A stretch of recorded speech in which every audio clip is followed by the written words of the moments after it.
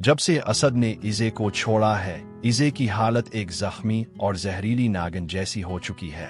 वो किसी को भी डसने के लिए तैयार रहती है। इस बार इसकी जद में अनाया आ जाती है। जब अनाया इज़े के पास आती है तो सख्त लहजे में कहती है, एज़ तमो अलीरा एतनी रिशैनो, जो तुमने बच्चे की धमकी देकर हम सबको डराया था वो अब काम नहीं आएगी। अब उन तेमा नूर सेत, तुमने जो बीज बोया था अब वही इसका फल तुम्हें काटना पड़ रहा है। हम सब ने तुम्हें रोका था, उम्मी ने भी और मैंने भी कहा था कि किसी के साथ ऐसा मत करो। अनाया की बातें इज़े के जख्मों पर नमक छिड़क देती हैं। अनाया आगे कहती है, आज शायान ने तुम्हें छोड़ दिया ना, इसने बहुत अच्छा किया। तुम इसी लायक हो कि वो तुम्हें जलील करे, और अब तुम मेरे पास लेक्चर देने आई हो। मुझसे जुबान दराजी करोगी, अपनी औकात में रहो।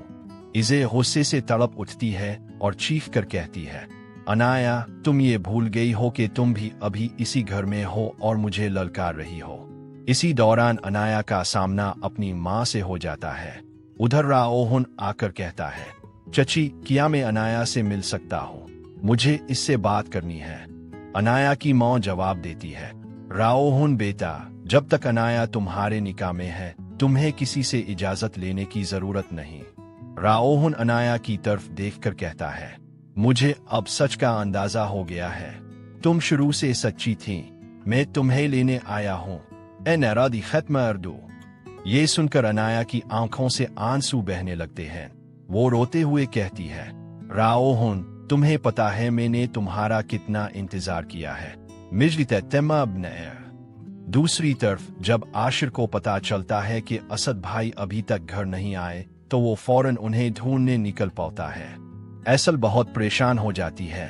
वो आशिर को फोन करके कहती है, आशिर जिल्दिर वस ए जेट असदुम बेई ए जेट वो।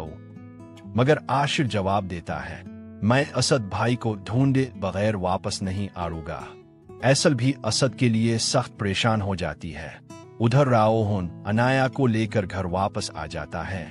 अब सवाल यह है कि क्या अनाया राओहुन को दिल से मुआफ कर पाएगी? क्या राओहुन और अनाया दोबारा एक हो सकेंगे? माजी के जख्म उन दोनों के दरमियान हम